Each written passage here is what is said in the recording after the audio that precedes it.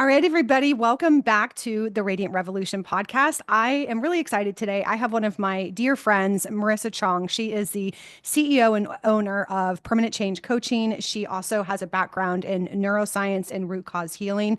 So, Marissa, thank you so much. I know I've had you in my Facebook group and all this stuff, but you were just such a wealth of knowledge. Thanks for being here. I'm so excited to be here. Thank you for having Yeah, me.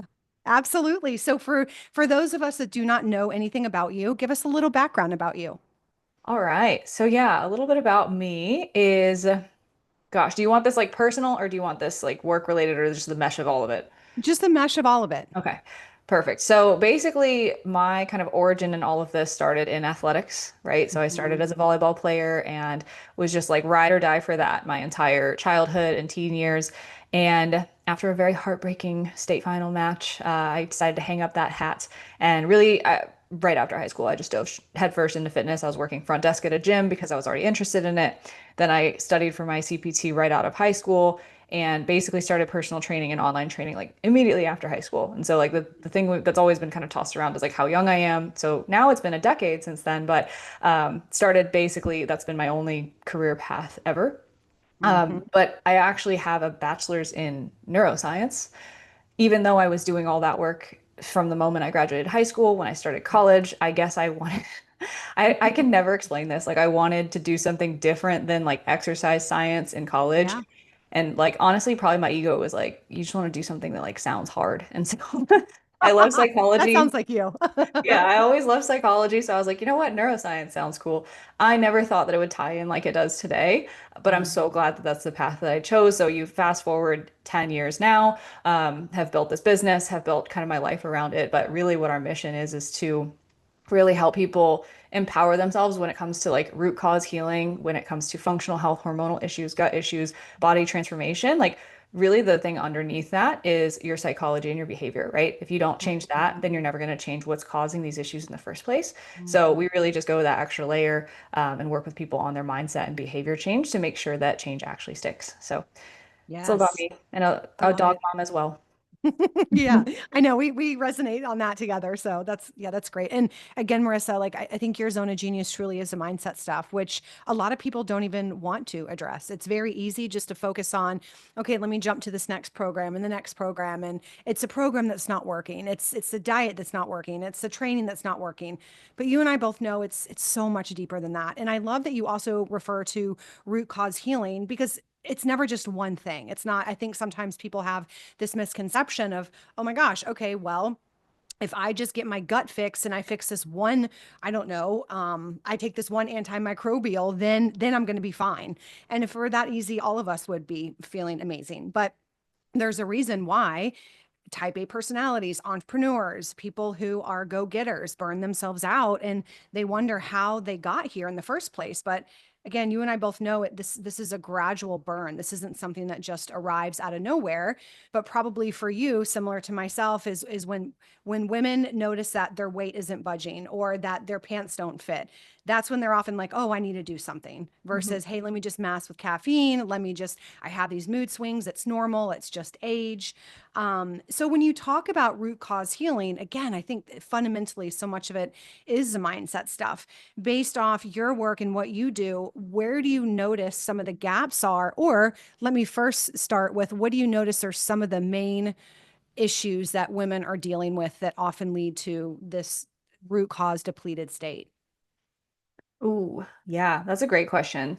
So I think the funny thing is that like, oh, I'm sorry, I just hit my mic. You're The good. funny thing is that it comes with like the reason why you're successful, right? Like it's Mhm. one of my favorite quotes. It's by some random German guy. Like I can't pronounce the name, but essentially the quote is like, make sure that when you're casting out your demons, you're not accidentally getting rid of the best of yourself. And so what that Oh, means, wow. right, is like, okay, you are here where you are. Maybe like you have a great salary, a great job, a great family, a great life, and you've hustled, and that's why you are where you are. And it's probably Mhm. also why you got to wherever you've been with your body and your physique and your fitness. And a lot of the people that I know you and I both work with, it's not like they've never been fit before. Like we have some of Mhm. those, but a lot of them, it's like I've been really Mhm. fit, and now I don't know what the heck is going on. And so you Mhm. have to remember that like as the quote says, like you can't cast out everything. And so we have these like really like tangled beliefs around rest and scaling back, right? Mhm. And so we have basically trained and brainwashed ourselves over the years to believe that taking breaks means failure, that if we slow down, then everything falls apart, things like that are really what's bubbling under the surface, right? And so that's where in our behavior, we see a lot of like all or nothing behavior, like we're going to go Mhm. 0 to 100 with our fitness, burn out, not get anywhere, or like see some results and then revert back, right? Mhm. Or perfectionism, like waiting to start until things are perfect, or like Mhm. really breaking down and feeling like you failed when like one little mistake happens, or people pleasing, like struggling to make changes or behaviors because we don't want to ruffle feathers or like cause Mhm. inconveniences, because Mhm. that's what got us to where we are in our career or other things, right? And Mhm. so we just have to think about like all of those things have been programmed into our brain for probably our entire lives, like just from like classic conditioning of like getting a cookie for getting an A on your test, right? Like, or like getting a gold star. Like that's literally where it starts. And so I think one of the biggest things that people are missing is being kind to yourself in that process of Mhm. like, you're not broke and there's nothing wrong with you. Like, it's actually a really good thing that you have this discipline and this hard work ethic. We just need to like learn how to balance that out a little bit in this specific arena of your life, right? Mhm. Um, and that's really, really hard to come by because, like, when we're dealing with people's bodies and their confidence, there's a lot of Mhm. shame and negative feelings and lack of like self-confidence and worth that comes with that. So, like, telling someone who's already feeling like shit about themselves to slow down is like, now I have a lot of really weird feelings about doing that, right? Mhm. No, you're absolutely correct. And what's interesting is you're saying all this, I'm just like nodding my head and taking little notes because you're just touching on a lot, not only for myself, but I know my audience as well, because it what I've noticed, and maybe you can attest to this as well, is almost where we haven't healed certain parts of ourselves. Mm, It's always doing push-ups in the background of like, okay, you're not worthy enough, you have to drive more, you're not doing enough, and the whole comparison game, and oh well, this person's doing this and you're not, or how come you're not at this level, or whatever it may be, right? And so yeah. whether we apply that with athleticism of not being the best, or pushing ourselves enough, or not getting that race time, or winning that game, or with work, okay, gosh, I'm not the best, I'm not making enough money, I'm not getting as many new clients, or even we look at relationships, like, oh my gosh, my relationship isn't the best, what's going on? So I just find sometimes, especially when we have these feelings of low self-worth, or we are really fixated on the identity within ourselves, it can Mhm. bounce around, and it's always kind of doing push-ups unless we really stop and pay attention. It's like, oh, okay, there you are again, it's coming up, but just in a different way. Yeah, it's all, like you said, it's all related, right? It's like, it's essentially all of our insecurities, right, that come up Yeah. in different areas of our lives. And then it can Mhm. be really, really loud when all of the things that you've been doing to like achieve your body fat percentage or a flat stomach or things like that Mhm. stop working. And then Yep. it's like all of a sudden they're not just thoughts, like it becomes true. Like that's like proof for you, right? Yep. And that's when we start. So, and like this is kind of what leads us into what can be a really productive or a really dangerous space is Mhm. like, okay, these things aren't working anymore. Something's broken about me. We start looking for answers outside of ourselves, which in Yes. some ways can be validating. Like, okay, you got tests that do say your hormones are off. Probably not from your doctor, probably from you and I, because Right. I'll look at it Yep. functionally. But, it's like people are starting to really like tune up to those things. And like that's really popularized in the industry. But Right. I think the problem with that is like, where that goes too far is if we are completely diverting that responsibility and we're saying, you know what, yeah, that means I am broken. That means something is Mhm. wrong with me. Yeah. And now we're shifting that power outside of ourselves when you still have it. And like that's why we want to tie it back to like how did that come to be in the first place? What's that Hmm. like low burn, like slow burn you were talking about, like always in the background of like you've just constantly been pushing a little bit past what you should Yeah. because you had that like unworthiness or that like Hmm. perfectionism about you that has Hmm. led to this, right? And then when we can really learn to like live in that gray area and find our peace there, that's when these root issues like stop happening. And that's Yeah. I just made a post about this. Sorry, this is kind of long, but No, no, no. Go. Yeah. I just made a post about this because like I think the thing that's really hard to grasp is like living in that gray area is harder than Hmm.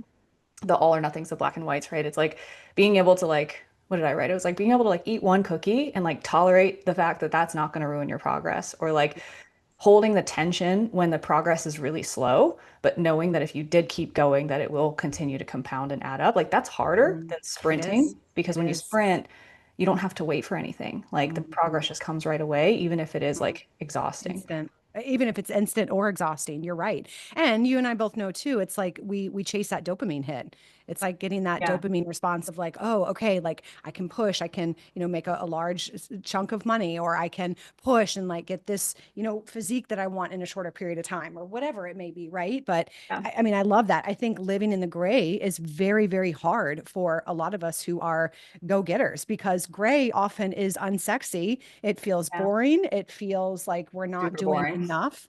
Yes, and often then we have more of a buffer, and we're also able to really tap into our creativity and our joy, because we're not so fried out pushing the edge, pushing that limit until our bodies are like, no, you're not doing that anymore, or until mentally you're like, okay, I just can't do it anymore. Yeah. But You know what that's comes so up? spot on. Hmm. You know what comes up with the creativity though is like the reason why the gray is so hard is because like when you create that space and you're like, okay, I'm not giving everything that I have towards this one goal and I actually have some steam and some juice left, what happens is like you actually have the space to listen to your own thoughts. And then Hmm. like the self-doubt creeps in, the negative self-talk creeps in, and then you're like, oh Hmm. my God, this feels it honestly like at the start it'll feel worse than when Yeah. you're running on fumes and running on E because at least Hmm. then you don't have anything to think about. There's Yes. no room for thoughts. Right. Exactly. You don't have to deal with it. You don't have to face it. Yeah. So it Hmm. feels like going back. That's why it feels like going backwards when you slow down. Is because you're Hmm. actually listening to that stuff for the first time. Oh, for sure. I would be curious, have you ever experienced this personally, where you've gotten to this point and then you put so much of your identity in your sports, accolades, work or whatever, and then you basically kind of had to, I don't want to say start over, but you really had to self-reflect and take a step back. Yeah, I mean, you know what's been going on. Yeah, my Yeah. whole life. Hmm. So, I mean that like I think I have always wrapped my identity around whatever I was doing, right? Ah, So yeah. like sports, volleyball, that was it. Like I dedicated everything to that. I made it my entire personality, my entire identity. Um, and then in college, like starting the business, kind of being a hustler, like that was the entire Hmm. identity was like, I'm Marissa Roy Hmm. Fitness. Like there is Yeah. no alternative. Hmm. And then I think through like that growing and scaling process, like post 2020, it got even heavier because it's like I'm now a business owner and a CEO, and that's the only thing that I am. And I've kind of seen that character arc over the past few years of like I don't have any hobbies to like having Hmm. an identity outside of work, which is great. So things like I'm a dog mom, I'm studying Korean, I like to play the guitar, like I'm a Hmm. Christian, I'm like all Hmm. these things. So I think that's why I kind of relate to the struggle so much is because like these past couple years have really kind of been that awakening for me, is Hmm. realizing that what the way I've been going about life is not sustainable, and that if Yeah. I were to continue that, that I would absolutely end up in definitely a worse place, like hormonally, gut-wise, weight-wise, confidence-wise, Hmm. future-wise. And I caught some hormonal issues at age 27. Yeah. Like That's amazing. happen. Yeah, like, Yeah. but the fact that they were happening that young is like, Hmm. yo, that's a Hmm. problem, right? Hmm. Hmm. So was able to turn that around and really use that as my kind of key to look at this and be like, all right, let's slow down and learn to tolerate that. And I mean, honestly, like it was probably one of the hardest seasons I've ever gone through, Hmm. but the most worthwhile because like I'm starting to get that stride of like you can have that peace within yourself while Hmm. also striving for more and not Yeah. giving up the identity of being someone who works hard or has big goals, but at the same time, like still being okay with yourself in the Hmm. process rather than operating out of this constant place of lack. Yes. The lack and sense of fear and scarcity. Yeah. Yeah, I joke, like I really joke. I'm like, I think the first couple of years of scaling my business was like purely fueled by anxiety. I Yeah. joke about that, but it's kind of true. Yeah. Yeah. Right. And you know that we can't operate a business off of that. Yeah. Mhm. So for those listening now, what do you operate your business off of? Like, what is your sole purpose of your business? Hmm. Um, So that's actually a funny question, like timing wise, because it's been like a really recent shift. But I think the biggest thing for me right now is to make sure that I'm building a business that serves my life instead of the other way Mhm. around. And I Yeah. think I've always like wrapped my whole life around like this is what I'm here to do. Mhm. Therefore, I will make my engineer my life to work as much as possible and leave no room for Mhm. anything else. When Mhm. now I have other hobbies and other things that I want to do. So I want the business to actually fuel that Yeah. and be for me. because I think for a Yes. while I was building it for other people's other people's visions, other people's expectations, other people's what's the word, affirmation or like Yeah. acknowledgement, like to build my Mhm. own ego, Mhm. when none of it was really coming from me or my voice. So Hmm. I think this is the first season of my business since I was like teenage Marissa, like just gung ho, like, fitness, that I felt like it's like coming from me again and for me again. Mhm. I love that. And it's very apparent just on your social media and how you're showing up now and stuff too. You have this new way about you. I can tell that there's more joy sprinkled in your life. And I do believe that again, for a lot of us who are hustling constantly, we can't experience that anymore. And there's like this like dead light within us, if you will, Yeah. because we haven't been able to tap into those other areas of our life. So, Yeah, yeah. exactly. So no, So it's great that you can notice that too. for sure. What are some of the key things that you help women with? Let's say a woman comes in and she's like, I'm not used to slowing down. Like, Mhm. Marissa, I can't. Like my life is I survive off of going 100 miles an hour in chaos. The thought of sitting with myself feels really scary. How would you approach something like that? Oh man, that's such a loaded question, but such a good one. I think one of the biggest shifts that I think could be helpful for this person would be learning that learning to sit with that is actually like building strength and resilience, because we think that like slowing down is weakness or slowing down means like progress is going to slow down.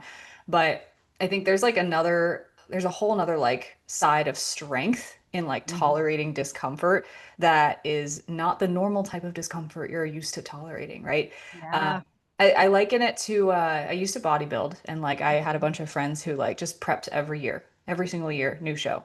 And like they always talked about, this is, do hard things, like it's so fulfilling. And at a certain point, I was like, this is like your seventh year prepping in a row. Like, at what point is Yeah. this now your comfort zone? Yeah. Right. Yeah. So I kind of liken it to that with like running on fumes. As much as it is hard and it sucks, like it's not fun, Hmm. it can be a more of a comfort zone. And so For realizing sure. that, you're not giving up growing or learning new things or becoming more resilient by choosing this path to like slow down, listen to your body, really honor it and like give it what it needs in terms of rest. Hmm. Because I think all we really want, right, is to like achieve the next thing or like, or strive for growth. And so when we reframe it that way for like a high achiever, then it's like, oh, maybe I can swallow that pill, right? Hmm.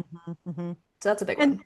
and also too, I think it's remembering that it's temporary, that this Mhm. isn't a season of your life forever, and that you might be struggling and feeling just kind of down and out now, and that you might have to scale back and you might have to just kind of readjust some of your priorities, but it doesn't make you less in, and it doesn't mean this is definite. This is going to be going on the rest of your life. Right. Well, and the goal is to build capacity, right? Sometimes Mhm. it's like the cliche, you take a couple steps forward to take 10, sorry, two steps back to take 10 steps forward.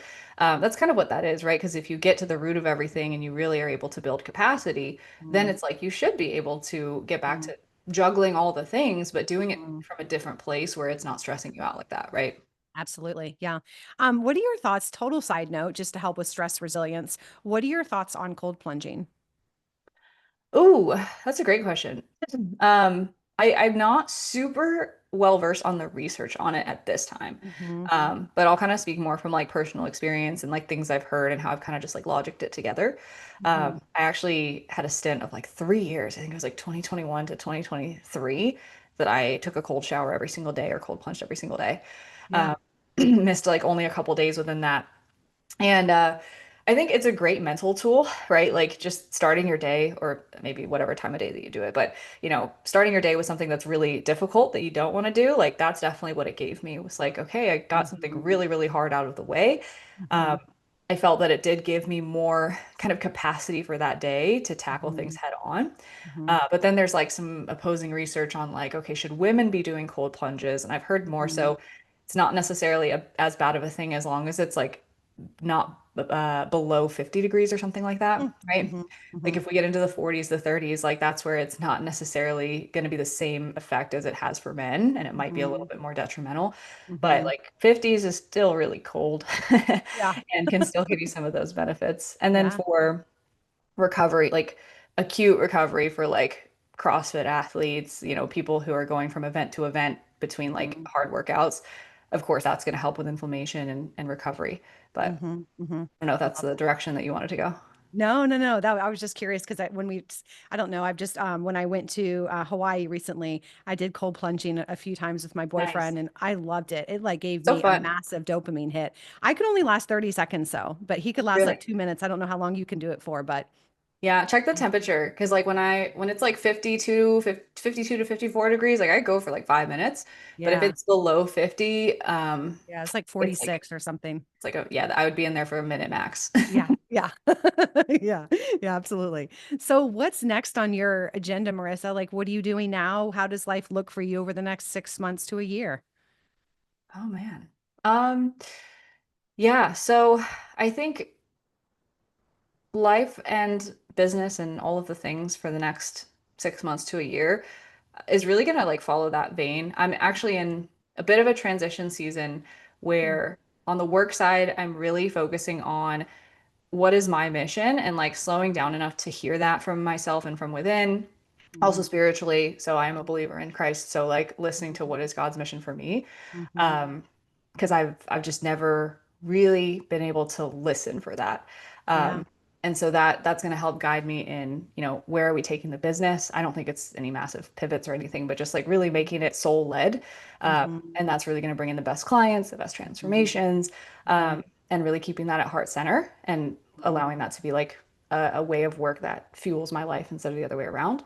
Yeah. And then on the personal health side, I've spent like the past like 6 months or so really scaling back. So this will actually be interesting. And this is where like there's like it's always really individual and we always Mm-hmm. have to have checks and balances with ourselves because there is a lot of value to scaling back, slowing down, giving yourself space. But there is such thing as too much, right? And so this Mm-hmm. is where a little bit of that like those other beliefs around like giving yourself slack, giving yourself grace and slowing down might have bit me in the butt a little bit Mm-hmm. to where I was doing a little bit too much of listening to my feelings and my body instead of Mm-hmm. following the plan. And Mm-hmm. while my hormones were able to correct themselves, I was able to support a lot of detox pathways, get my cortisol back to normal. Right Mm-hmm. now, I haven't had caffeine for over a month. So, like, Wow. I feel great. My energy's Yeah. great. My sleep's great. A lot of that has solved itself. But what I realized was like I was growing soft in the process where like Mm-hmm. little things that normally I'd be emotionally resilient to would just totally knock me down for the day or the week. Um, and I just was not, while I was going to the gym a couple times a week, there was no goal, there was no purpose there, there was no Mm-hmm. push. So it was a Mm-hmm. lot of go through the motions and being a really sensitive snowflake. So I Mm-hmm. think that's where we want to catch ourselves, right? And so we can Yeah. have that season of rest. But if it starts to get to the point where for me it was my mental health started really going down, the less active I became. And Absolutely. I so understand that. Mm-hmm. so now I'm in this transition season of okay, I'm still holding the principles of like not overloading my plate, not adding on too much, not going back into hustle mode, but I am Mm-hmm. adding a goal in there. So I'm training for a half marathon in August. Oh my gosh, congrats. That's so Yeah. exciting. With the intent of it being a full marathon in November, but Wow. Mm-hmm. one thing at a time. And really, the idea behind it for me is building stress resilience because I just don't want those little things to like take me down anymore. Mm-hmm. And so I know the benefit of when you hit a new PR in the gym or when you hit a new personal best on a run time that you prove to yourself that you're more capable than you thought. Yeah. And then it translates everywhere else. And so just not Mm-hmm. forgetting like the inherent value of fitness because I Mm-hmm. think we can be very, very health focused, wellness focused with all this functional health stuff. But let's not forget that fitness has a direct benefit to our mental health, our resilience, and our stress capacity, Yeah. which is Yep. super important for the health and wellness side. Yep. Yep.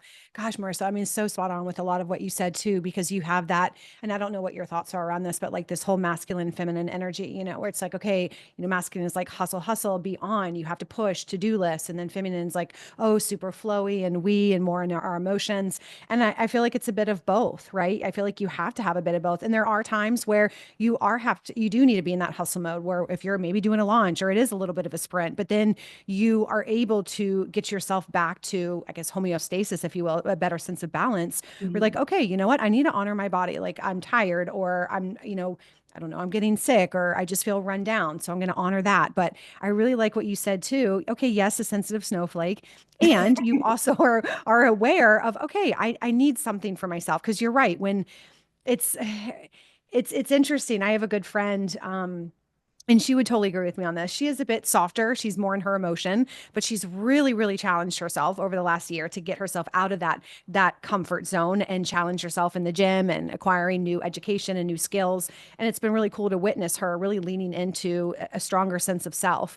And I do love what you said too, where it's like, okay, yeah, like we can hang out in that space too long and almost create this victim mindset of, oh, it's really hard, I can't do it, or waiting for the perfect moment, when it's like actually you just need to just do the thing, just take one step, just one action step to, improve or move in the direction that you need to, because that does create confidence. It creates an intrinsic sense of confidence when you just do the thing rather than relishing in your emotions. Yeah. Yeah, and I think it's just a reminder that like the work never stops. And like that's Mhm, also the frustrating thing about like the achiever personality is like mhm, I want to accomplish it and move on to the next thing, but like your mhm, health and your well-being and your fitness is something that is an infinite game rather than a finite one, so you're always going to have to be mhm. working on it. So Yeah. that's a part of like that dance of like yeah, you can strive, but like just remember that like this is actually forever. Like you're in this body till the day that you die, right? Mhm. Yeah. Uh, can I share something that you Oh my brought gosh, up please.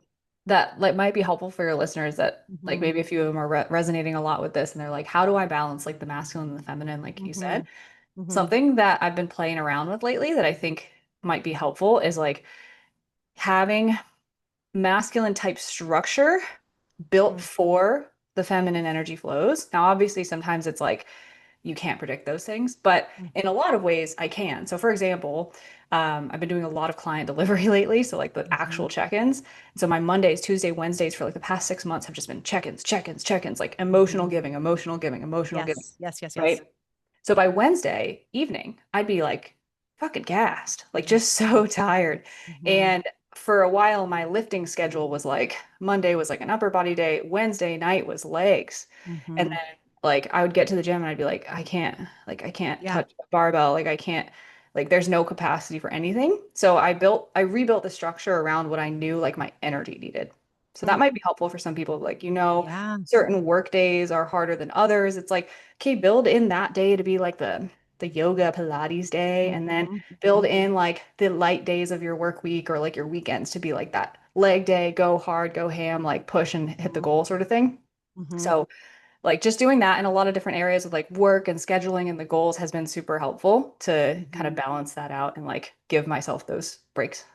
I love that. And then I also think paying attention to when you feel the best during the day. Everybody's so different. Some of Yeah. us are right when we wake up, we feel like $1 million and we can hammer out a bunch, whereas some of us might do better in the later afternoon. And then just prioritizing, okay, what's most important at this time? It might be where, I don't know, you're writing a book and it's like, okay, I want to go to the gym, but right now all my energy is going into this book because that's when I have the most amount of willpower and the most amount of discipline. And then I might work out later. But again, realizing that you can't be 100% at everything, and it's really just about prioritizing also what's most important around those spaces too. But yeah, another one other question I would have for you too. Where do you find most women have energy leaks? Um, hmm. I think I think one of the biggest things that come to mind, I don't know if this is like an exact answer to your question, but Mhm, I think it where I tend to really, really focus with my clients, where I see the biggest difference is when we really like tighten up whatever the morning and the nighttime routine is. mhm, Um, and so, like in the mornings, for example, kind of that I wake up and I feel scattered and I feel anxious and I'm immediately negative and catastrophizing about the day sort of feeling. Or mhm, at the end of the day, like just feeling like you have no juice left and you're scrolling and the TV's on behind that and like you're just trying to get some rest, but like it's mhm. actually draining you more. Yeah. So that's where I think the leaks are that like if you tighten those two things up, like the quality of your day can drastically be so much better. I'm sure Mhm, you've mhm, practiced that a lot with clients, but something as simple, and I always make sure to use the word simple, not easy, mhm, because mhm. temptations are hard, but something as simple as, 30 minutes no phone when you start the day and end the day, like Yeah. makes such a massive difference for your headspace and like Mhm, being able to just like have a peaceful start to your morning. Even if you have kids and they're screaming and whatever, like at least it's not like 80 more dopamine hits off Instagram, right? sure. I'm not saying everyone's Mhm. life is calm and peaceful, but Yeah. I think that could be a really important one is like to give yourself 5 minutes, 10 minutes at the start and the end of the day. Mhm, And you'll probably notice that you just kind of are a little more collected across the board. mhm, mhm. Yeah, that's so true. So, so true. I think people underestimate the importance of sleep too, especially nowadays. I mean, sleep is essential, and we wonder why we're moody or stressed or holding inflammation or having massive sugar cravings. A lot of us aren't even sleeping. Yeah. Hmm. Yeah, Yeah. 100%. Oh, this is super helpful. Well, Marissa, how can people find you and work with you and know all things about Marissa and PCC? Absolutely. I apologize if you hear a lawnmower. It's going back and forth across the window, by the way. I don't hear it. I'm gonna cover it. But where you can find me is at Marissa Roy Fitness on Instagram. Pretty much everything is there. Message me on Instagram in a DM. Our link to work with us is right in my bio. So I would just start there. Keep it simple. I love it. Yeah, Marissa, you're always the best. I'm so grateful for you. You're one of my favorite people. So thanks so much for joining. And y'all make sure to check out Marissa. Her stuff is so great. And she's like half the age I am, but I learn so much from her every time. So Marissa, thanks for being on here. I really appreciate you. Thank you for having me. It's always a pleasure. Yeah, you too. All right, take care.